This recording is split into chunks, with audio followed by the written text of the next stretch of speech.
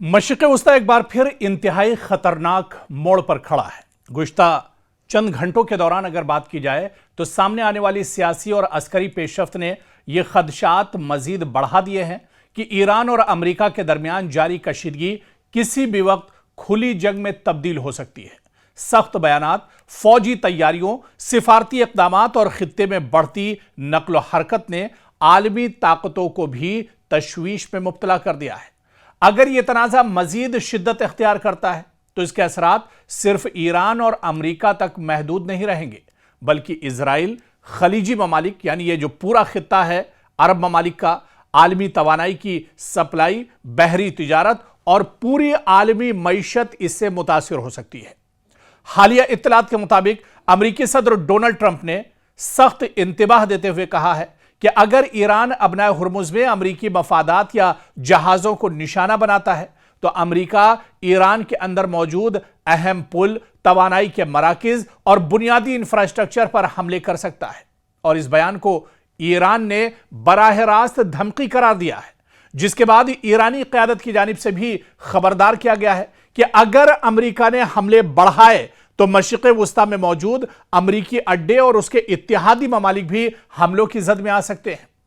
अगरचे इस वक्त जारी कशीदगी में इजराइल बराह रास्त मरकजी फरीक नहीं है और ना ही ईरान इस वक्त इजराइल पर मुसलसल हमले कर रहा है, लेकिन सूरत हाल किसी भी वक्त तब्दील हो सकती है। रिपोर्ट्स के मुताबिक इजरायली मीडिया ने दावा किया है कि इजरायली दिफाई अफवाज यानी आईडीएफ को हाई अलर्ट पर रखा गया है और मुमकिना नए फौजी ऑपरेशंस की तैयारी मुकम्मल कर ली गई है। इजराइल को खदशा है कि अगर ईरान अमेरिका के दरमियान बराह रास्त जंग छिड़ती है या इस जंग का दायरा बढ़ता है तो ईरान या इसके इत्तेहादी जो ग्रुप हैं वो इजराइल को भी निशाना बना सकते हैं। इसीलिए इजराइल पहले ही अपनी दिफाई तैयारियों में मसरूफ है।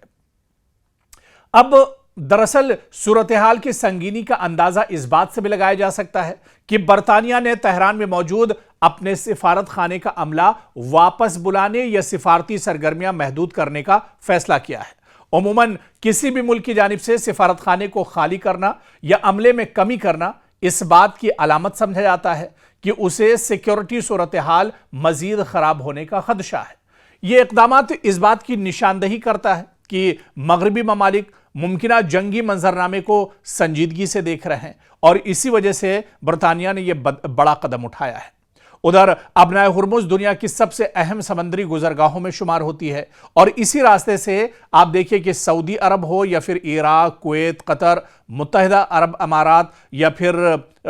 इसी तरह से ईरान, इनका बेशतर जो कच्चा या रॉ जो ऑयल है, खाम तेल है, वो आलमी मंडियों तक पहुंचता है। और अगर यहां फौजी कार्रवाइयां बढ़ती हैं, जिसका खदशा अब रोज बरोज बढ़ रहा है, या जहाजों की आमदोरफ्त मुतासिर होती है तो आलमी सतह पर तेल की कीमतों में तेजी से इजाफा हो सकता है और तवानाई का बहरान बड़े पैमाने पर पैदा हो सकता है। इसलिए अमेरिका इस रास्ते को हर कीमत पर खुला रखना चाहता है, जबकि ईरान इसे अपनी अहम तरीन स्ट्रेटेजिक ताकत तस्वुर करता है। और यही वजह है, आप देखिए कि दिफाई माहिरीन के मुताबिक अगर अमेरिका ईरान के अंदर हमले तेज करता है तो ईरान बराह रास्त अमरीकी सरजमीन पर हमला करने के बजाय खित्ते में यानी जो खलीजी ममालिक हैं, जो मशरिक़ वस्ता यानी अरब के जो ममालिक हैं, यहां पर मौजूद अमरीकी फौजी अड्डों, बहरी जहाज और इत्तेहादी ममालिक को निशाना बनाने की कोशिश कर सकता है, जो पिछले कुछ दिनों में देखने में आया है।